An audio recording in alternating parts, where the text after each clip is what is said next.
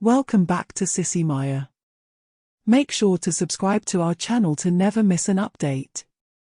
Additionally, consider subscribing to my Patreon to get access to these features, and much more. Sitting outside the head teacher's office wasn't usually something to enjoy, but with Emma sitting beside me, everything seemed different.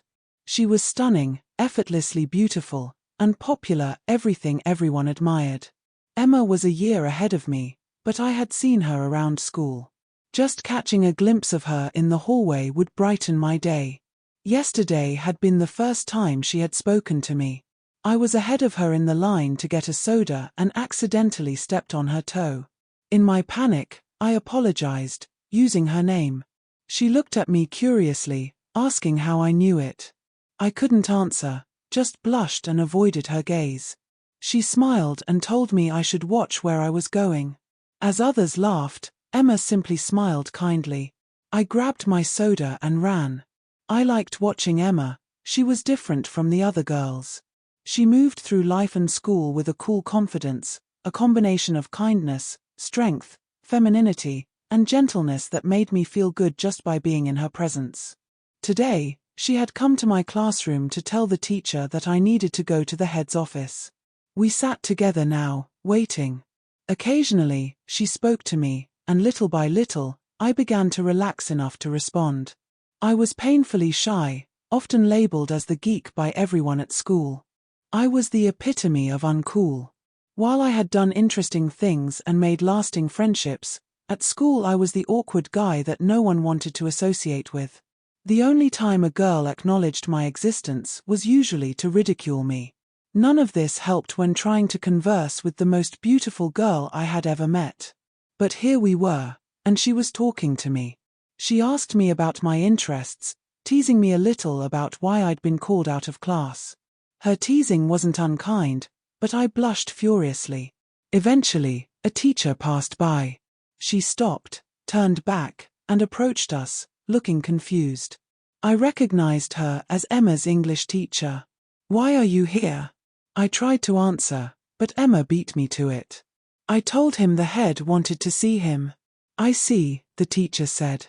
"Well, the head won't be seeing anyone else today, and Emma, I'll see you in class tomorrow." Emma blushed slightly, and I couldn't understand why, but it made me feel better. Maybe she wasn't perfect after all. We talked more easily as we walked back to my classroom, though I didn't ask about the head's sudden change of plans or how her English teacher knew that. When we reached my classroom, I was about to say something, "Thank you," or maybe something else, but I didn't get the chance. Emma placed her hand on my arm and moved closer. Before I knew it, she was walking down the corridor. I thought she might look back, but she didn't. She turned the corner and disappeared without a second glance. The look on my face when I entered class surely attracted attention. My visit to the head had been a disaster, or so they assumed. When I told my teacher I hadn't seen the head, she wasn't surprised, mentioning that the head was in a meeting. She didn't say anything more, but I imagined my name would be the subject of staffroom gossip later. I couldn't make sense of what had happened. After 2 more classes, I headed home. I was disappointed that I hadn't seen Emma again, imagining her waiting outside for me. To distract myself, I tried to relive the moment outside the classroom. I hadn't moved, just letting my head tilt back slightly until it rested against the wall. I could still feel her perfume and the softness of her hair as it brushed against my face. Her hand had moved down my arm and rested on my hip, and I could feel the warmth of her other hand tugging at my shirt, causing my whole body to tremble. Something nice was it? A voice interrupted my thoughts. I snapped out of my daydream to find Emma standing next to me. "You look cute when you blush." "You too," I muttered, feeling my cheeks grow even warmer. She just laughed, her blue eyes shining. "You noticed, huh? Are you going my way?" she asked, smiling, waiting for my response. I hesitated for a moment, worried she might change her mind. Quickly, I blurted out that I was. We didn't talk much as we walked. I knew where she lived, but not exactly which house. It would take about 20 minutes to get there, and I wanted to savor every second. At first, I thought it was just an accident whenever Emma's hand brushed against mine.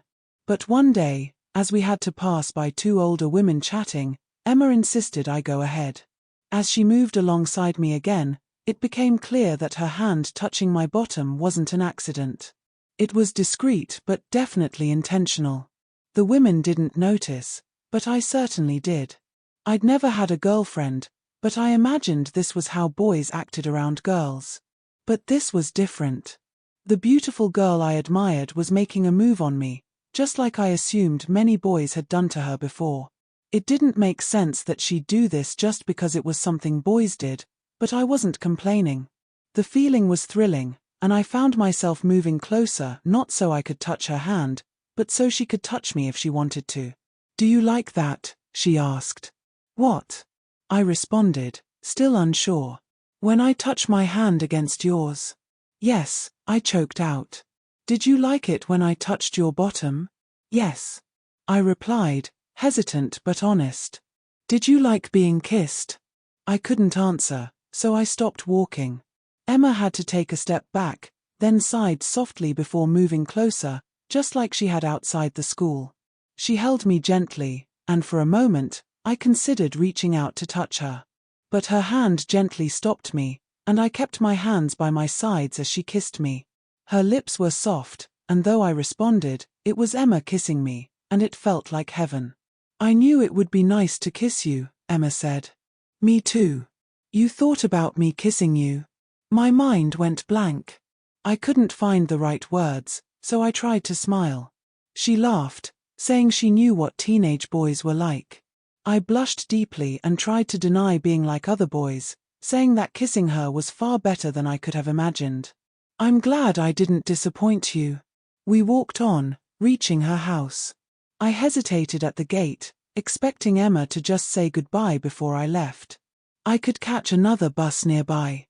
"Come in, I'd like you to meet my mother," she said, already walking ahead. I followed her inside. Emma took my bag and hung it up in the hallway before dropping hers inside a small room with a desk that likely belonged to her father. "Mom, this is Sam from school. You remember him, right? His mom teaches ballroom dancing. We saw him dancing in the city a few years ago." I felt embarrassed. Emma knew me and had seen me dance, my worst nightmare, and now I understood her earlier remark about me being lighter on my feet. "Emma, stop teasing him," her mom said. "I'm sorry, Sam, she can be a bit mean sometimes. But I do remember you. You were very good. You should have one.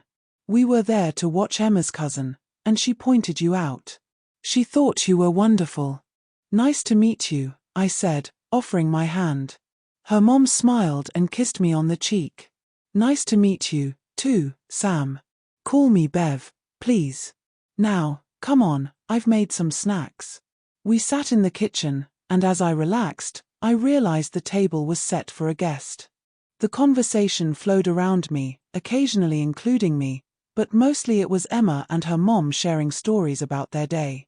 I found myself enjoying the warmth of their exchange.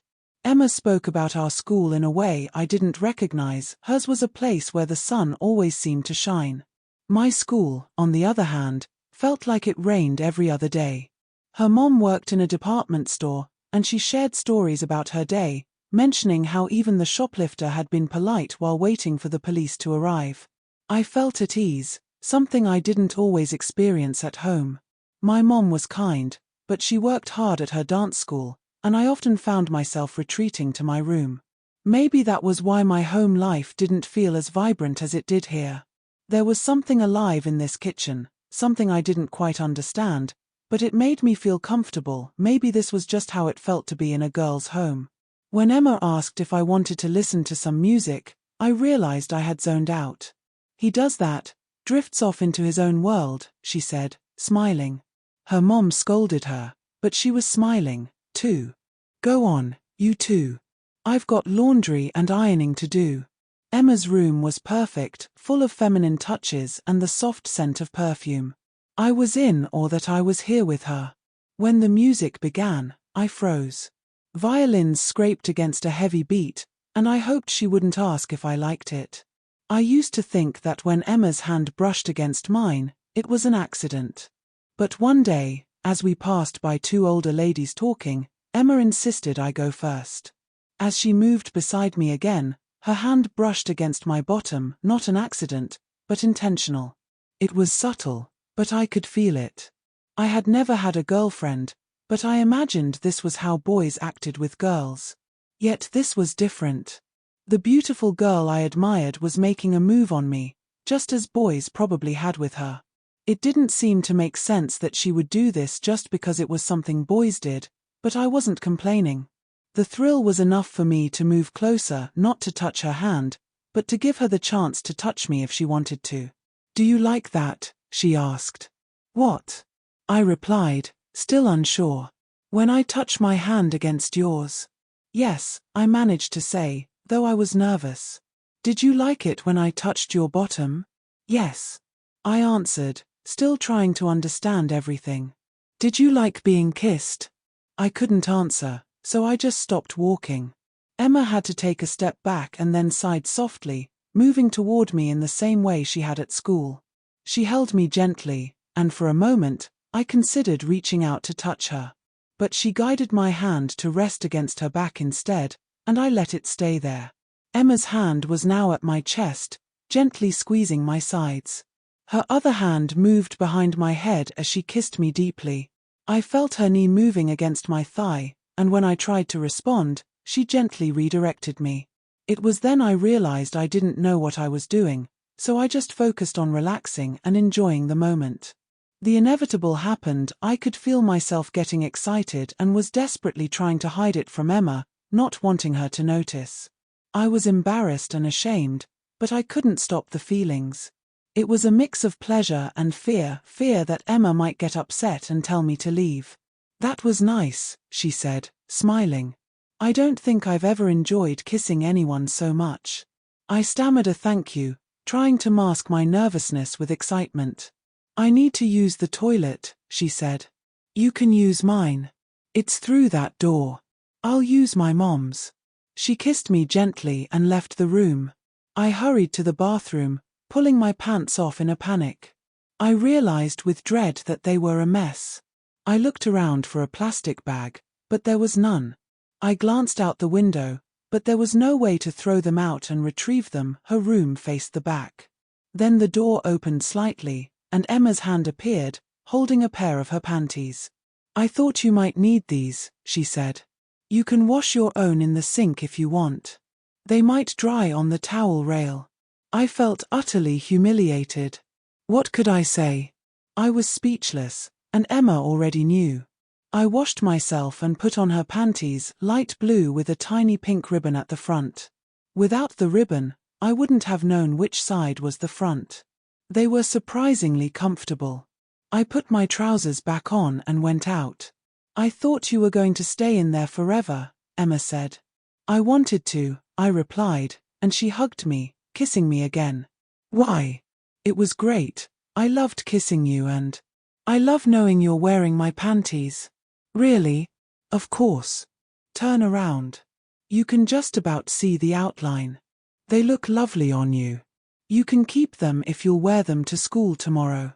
I was completely lost in her, in love, and when her soft lips brushed against my face, I couldn't help but respond. "Would you wear my panties to school if I asked you?" Emma whispered in my ear. I could barely breathe as I replied, "Yes." We kissed a little longer, and I felt happier than I had ever been in my life. Emma, the most beautiful girl I had ever known, was perfect in every way. Emma kissed me slowly, smiling at me. Her hand was still on my hip, gently touching the waistband of my panties. We sat on her bed, just talking. It felt easy, comfortable. After a while, Emma stood up and went to her wardrobe. She came back with a blue dress and shoes, setting them on the bed. I thought it might be time for me to leave. She must have been getting ready to go out. I stood up. Emma didn't say anything but began unbuttoning her shirt, revealing a delicate lace-trimmed white bra, still tucked inside her skirt. I couldn't help but notice the slight pinkness above the line of her bra, and it excited me even more. I was mesmerized, barely noticing as she undid the buttons on my shirt, including the sleeves. I watched as Emma's dress slid over my head, feeling a mix of hesitation and curiosity. I could have moved, said no, asked her what she was doing, but I didn't. The dress ended just above my knees, and with my school trousers still on, it must have looked strange. Emma flashed that beautiful smile at me. "Would you like me to take off your trousers?" she asked. "No, it's okay, I'll do it," I replied. I lifted the dress just enough to reach my belt and undo the zip. My trousers fell to my ankles. I sat on the bed, but before I could do anything, Emma knelt down to remove my shoes and socks, then carefully took my trousers away. Once that was done, she reached for the shoes, matching them perfectly with the dress. "It's great that you have small feet," she said with a grin. "Stand up and let me see. I knew you'd look great in that. You don't need a chest to show off your figure," she added, making me blush. Ever since meeting Emma, it felt like my face was always red. "I like that you just have a little hair on your legs, though your armpits are a bit fuzzy," she teased. I froze, shocked, as a voice came from the doorway. "That looks very nice on you, Sam." It was Emma's mom, smiling at me from the open door. I was taken aback. She should have been surprised to see a boy in her daughter's room wearing a dress, but she seemed unfazed. "He looks lovely, but he blushes so easily," she said, smiling warmly. I stood there, unsure of what to say, trying to calm my nerves and get my face back to normal. Bev left us alone soon after. "Emma, do you like me dressed like this?"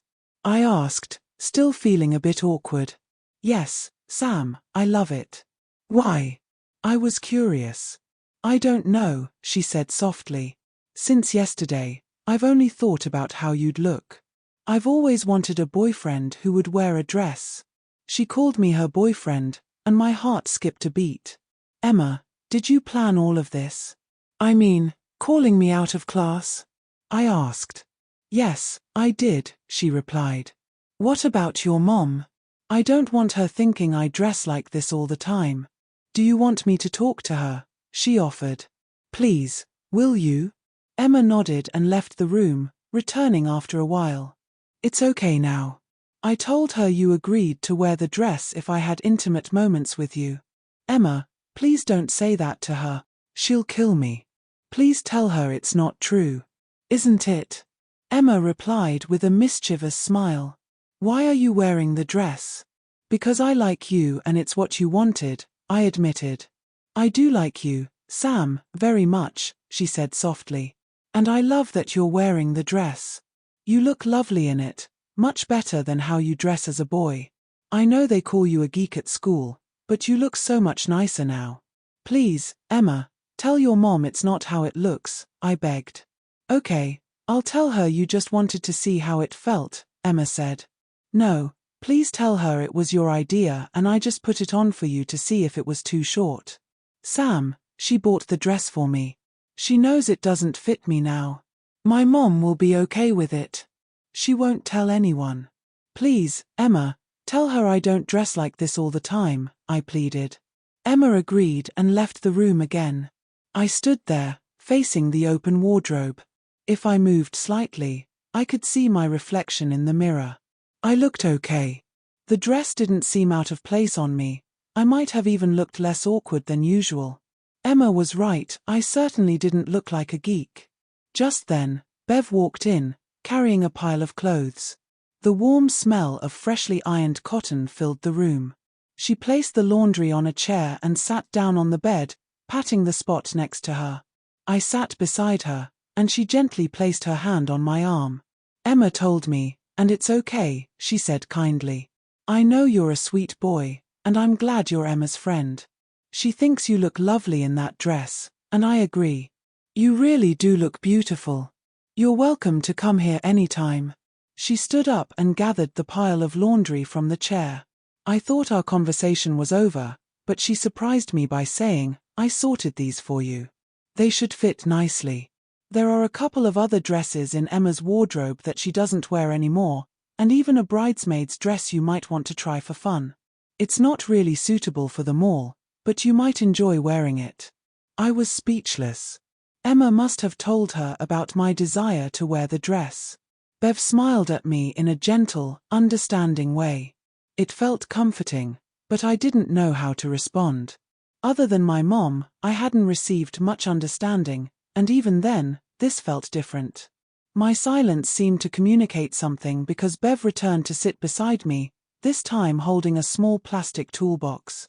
In just a few moments, she applied eyeshadow, mascara, eyeliner, and a touch of lipstick. "Just a touch," she said. "I don't like Emma to wear too much makeup, but there's plenty of time for that when you both don't look so young and pretty." She tried several clip-on earrings before finding a pair that were subtle and not too grown up. With a couple of clips in my hair, she stood up to inspect me. She called me pretty. I'm a boy, in a dress, being called pretty. That wasn't how I saw myself, though it wasn't the first time I had worn a dress. Growing up, my mother often used me as a model for her dance costume designs, both for boys and girls. At the start of each season, she would design costumes to fit me so she could make alterations as she went along and keep the designs a secret until the first competition. I was also the guinea pig for every new dance routine. Bev led me to the mirror. I had to admit, I did look a little pretty, but mostly, I was shocked at how different I looked. I wasn't sure if I would even recognize myself. "Sam, you look beautiful.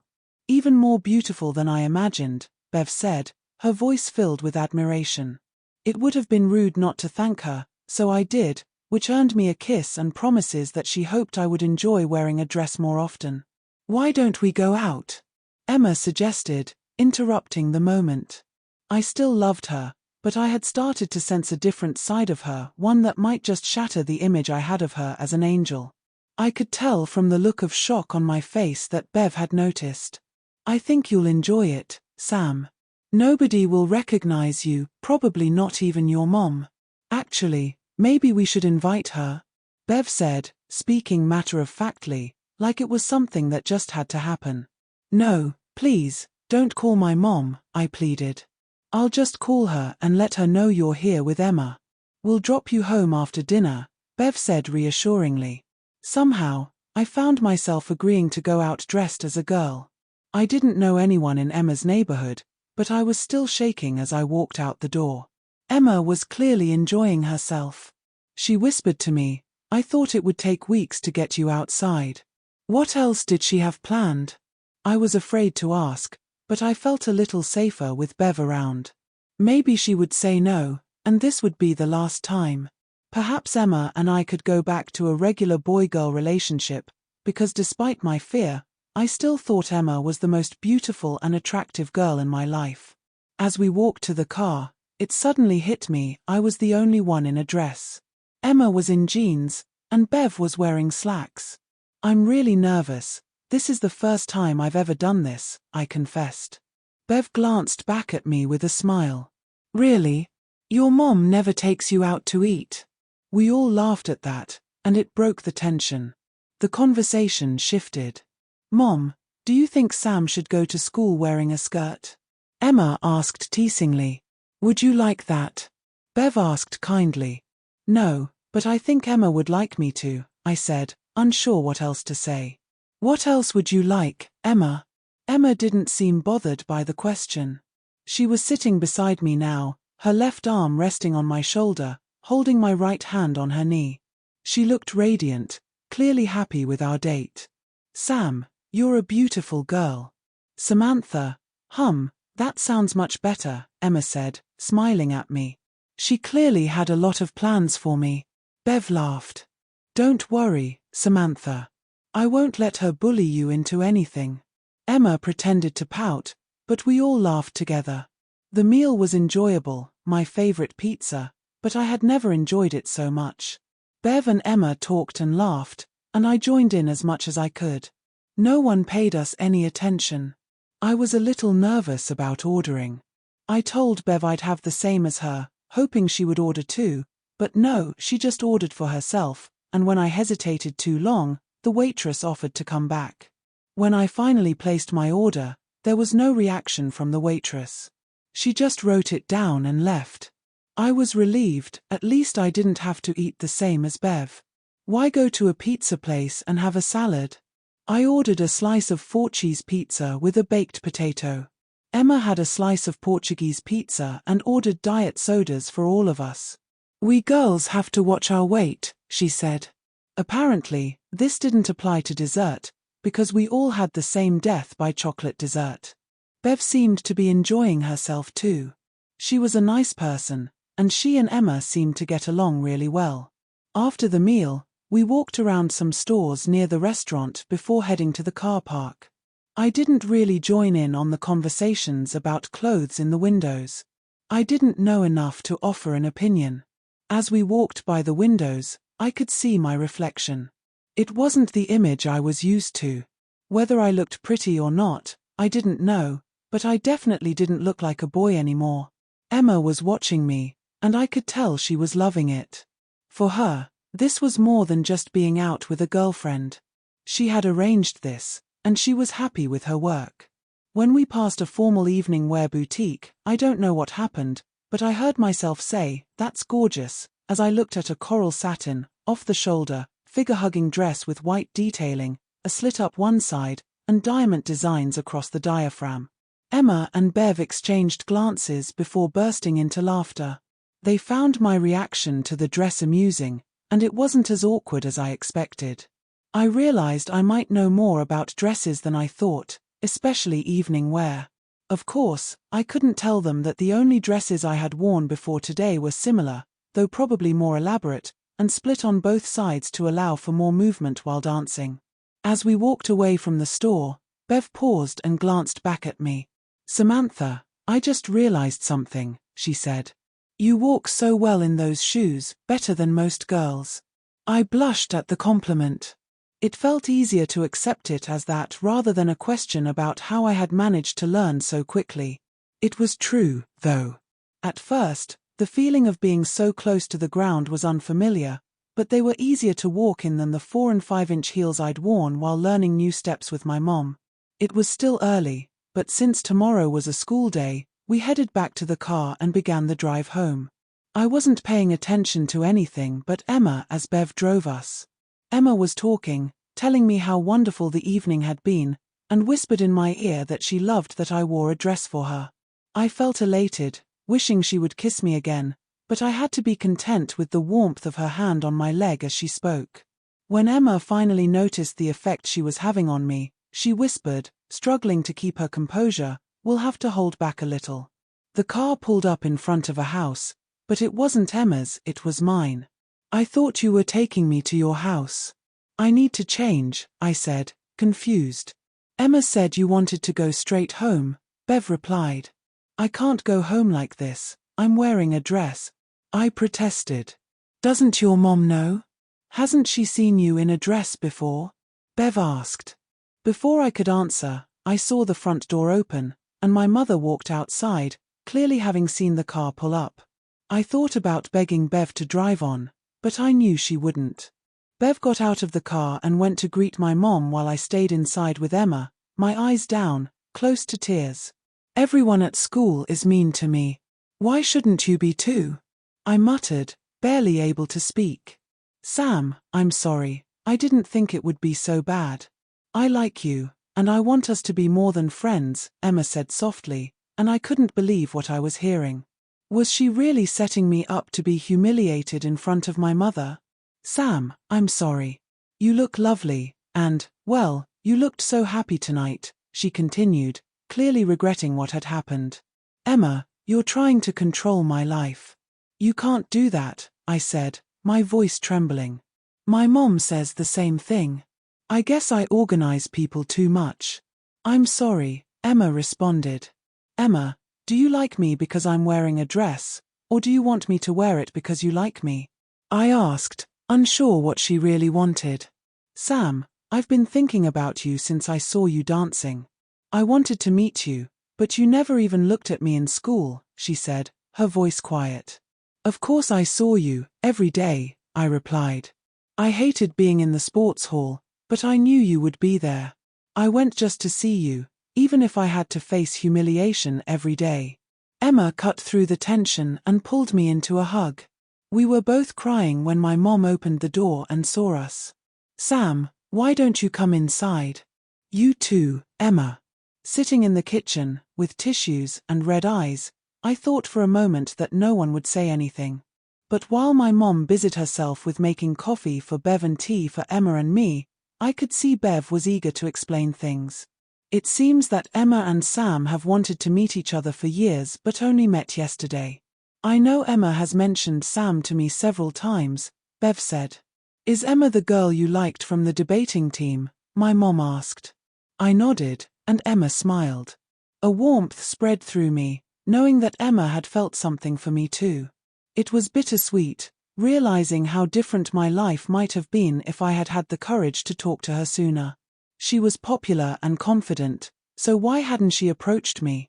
Everyone would have thought she was just being nice. "Emma, is this how you imagined your first date with Sam?" my mom asked, and Emma nodded. "I didn't know he'd look so lovely.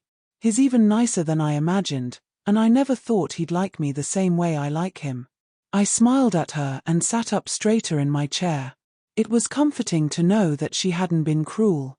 She had imagined being with me, just like I had with her, though, in my fantasy, I had a different sense of style.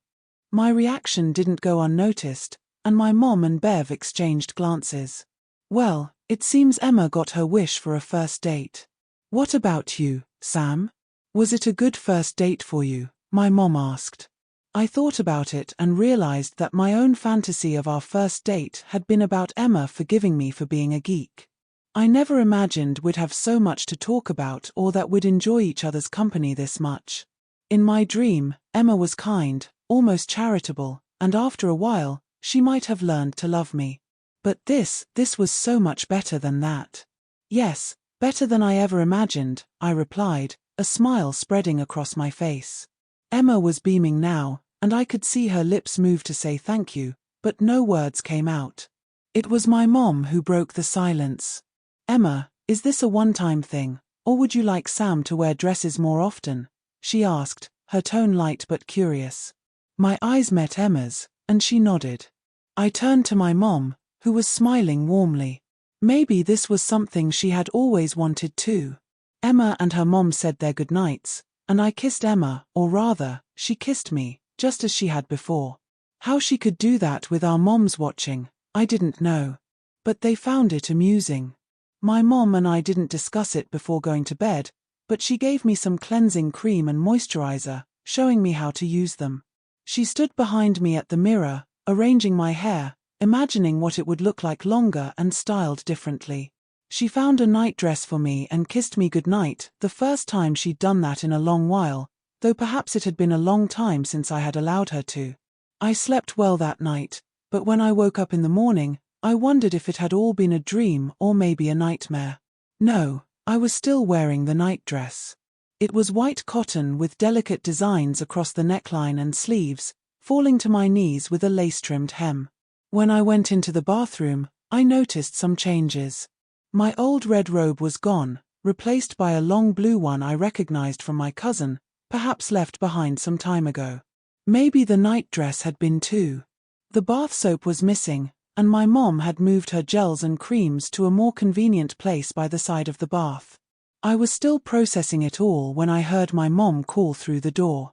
"Sam, use the shower gel and the separate shampoo and conditioner." "Thanks," I called back. I showered and found 2 soft towels left out for me. Things were starting to feel more comfortable. I put on my cousin's bathrobe and went downstairs. Mom had been busy. 2 placemats were set at the kitchen table, and it looked like we would be having breakfast together, not the usual silent routine of tea and toast at the counter. It was a nice breakfast, croissants and coffee. Normally, I wasn't allowed coffee at home, so this felt like a real treat. I was being treated as an adult, though, as a female one. Had I been missing this side of my relationship with Mom before? My school had a casual Friday policy. Most of the kids wore their favorite brand name clothes, but I always wore corduroy jeans and an X-Files t-shirt, the same every Friday. Emma dropped these off this morning. She says she'll meet you at the school gates. She had to go into school early for gym class, otherwise, she would have gone with you, Mom said, handing me a blouse. I looked at the blouse, black and white stripes, with an Italian designer label, clearly made for women. It was not in any way a shirt. I also saw black cotton pants and guessed Emma had dropped off black shoes too. What else would you wear? My mom asked. Mom, please, I can wear a nightdress to bed or a dress at home, but I can't wear this to school. Sam, listen, honey. You haven't been happy for some time, but you were happy yesterday. I liked seeing you happy. Things had changed, even the silence between us wasn't the same as before. Did I want to go back to how things were? I started toward the door, but my mom stopped me. Please, think about this. And Emma. It took a moment for the words to sink in. I didn't know what happened next, but I took a deep breath, accepting that whatever happened at school wouldn't be worse than any other day. With the blouse and slacks in hand, I went to my room. There, I found new black panties, stockings, and a camisole waiting on my bed, along with fashionable black shoes on the floor. On top of the camisole was a card and a rose. The card had wildflowers on the front, and the message inside warmed my heart.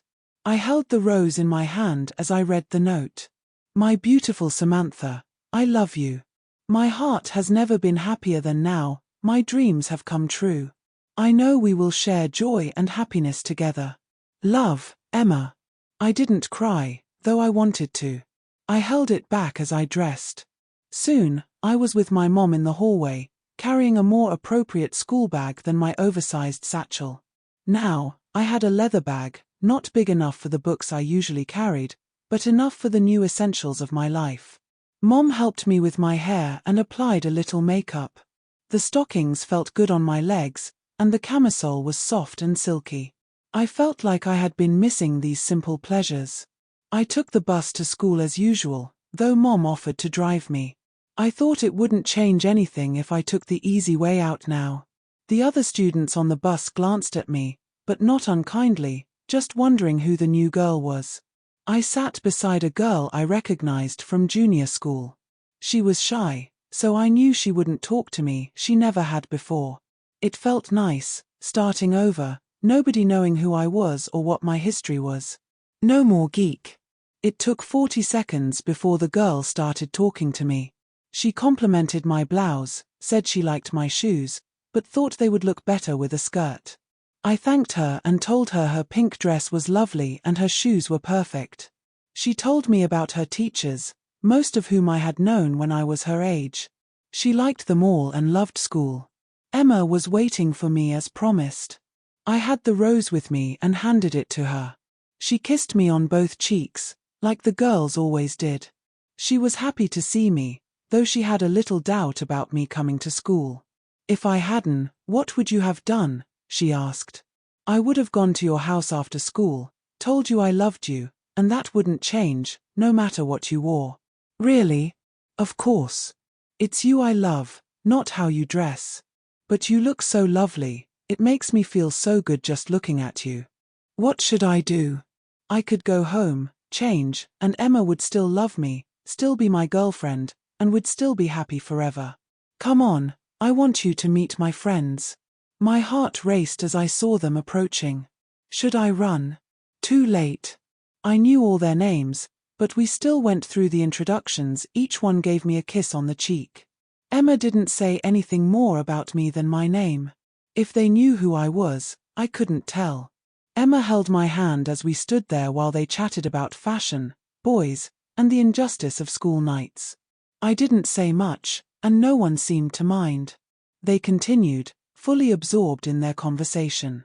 I relaxed, almost jumping when the bell rang. The group quickly broke up, making plans to meet between classes and at lunch. I was included. Emma led me to my first class, math. I was the last one in, and everyone, including the teacher, saw her kiss me on the cheek and wish me good luck. I took my usual seat, and everyone looked at me, especially the teacher. I decided to say nothing, letting them figure it out for themselves. Eventually, the teacher decided to begin the lesson, and class started as usual. What could he say? "Is that you, Sam? Or I like your blouse." I felt stronger now, more comfortable. It was just a normal class. No meteors or lightning bolts. Occasionally, I noticed some of the other students sneaking glances at me, but I was too focused on how comfortable my shoes were and the silky feeling of the camisole. The sensation as my legs brushed against each other was pure bliss. I wondered what it would feel like in a skirt. Emma was waiting for me outside the class. If there were any comments, she made sure only jealousy would be the result by kissing me on the cheek, like the girls do. No boy in my class could deny their envy at being kissed by Emma. I made it through all my classes that day. Sometimes Emma was there, but not every time, and that was okay. I wasn't searching for her, though I was glad to see her. Lunch in the sports hall was fun. The girls largely ignored me, not in a bad way, but there was so much for them to share about their lives that unless I had something to say, they just carried on. I laughed a lot, and even though some of their comments were unkind, they seemed to be more cruel with each other. I started to wonder if I had wasted too many hours worrying about what others said about me. Throughout the day, I was very aware of my clothes. I knew I walked well in my shoes, but I was becoming more attuned to the movement of my body beyond what I'd learned from my mom in dance class. I liked it. The extra few centimeters of height made some of the boys in my class seem shorter. Some looked awkward and uncomfortable, just as I had once felt. I wanted to reach out to them and tell them to stop worrying, but I knew they wouldn't listen to me. I found myself looking at the girls more than the boys, observing what they wore, their shoes, and even their handbags. I realized I would need to learn more about makeup and figure out what I liked for myself. I suppose these thoughts meant I was fully committed to this change. It might be just as well, whatever protected me today might not help if I came back to school on Monday as the geek who spent Friday in high heels. That night, I talked to my mom. I told her I'd be wearing more dresses and fewer geeky t-shirts. She was happy for me and agreed to help however she could. Emma was overjoyed, and Bev, though a bit confused at first, soon got used to the idea and was very supportive. But my story doesn't end here. It could have, but Emma and I are no longer together. We parted ways just before her senior prom. She wanted to go with a boy, can you believe it? It was okay, really. By then, I was doing great at school, had made new friends, and had become a little bit of a celebrity. I've taken steps to ensure I stay feminine, not surgically, though. I have 2 doctors helping me, and my developing chests are apparently very attractive. I must admit, I like them too. I'm taking courses in makeup and design, finding my own style. I suppose I'm still a geek at heart because I've just found my first job at a software company. They're paying for my college education and treating me well. I don't tell anyone that I'm a boy, but I suppose it will eventually come out because I don't intend to lie or deceive my new friends and colleagues. The weirdest thing is that I have a new girlfriend, Crystal. It was strange because she approached me one day at work and just blurted out that she couldn't explain it, but she felt attracted to me, even though she knew she wasn't gay. Then, she walked away. She wouldn't talk to me after that, avoiding me until she later admitted that she was sure I would tell everyone and embarrass her. When we finally spoke, I showed her my driver's license. It had my picture, my name, and a very clear M4 gender. Our relationship is wonderful, loving, affectionate, and she loves both my male side and my female expression. She's not friends with Emma, but we see each other regularly. Crystal is convinced that Emma will do the same to every boy she meets. I don't know if she's right, but we met Emma's latest boyfriend last night. He's a very handsome boy, 2 years older than her, and clearly head over heels in love. Towards the end of dinner at Emma's apartment, I noticed something odd. He was wearing stockings. The wine had relaxed him enough for him to forget, and when he crossed his legs in the typical male way, I saw the stockings and realized he'd been careful to keep his legs under the table. I'd also noticed his neat eyebrows and manicured nails with clear polish. I cornered Emma in the kitchen, and she was very excited that I had noticed. She had wanted to tell me but had promised Chris she wouldn't. She was in love, and Chris was very sweet. She sounded thrilled about their relationship and mentioned how lovely he looked in his ruby red pajamas, with a matching pedicure. He wore panties all the time now, and she was sure he'd love wearing high heels. I guess Crystal was right. I don't know if Chris knew about me, but I doubt it. Would he be encouraged or frightened by seeing where Emma's enthusiasm for feminizing men might lead? In time, we'll find out how far Emma wants to go.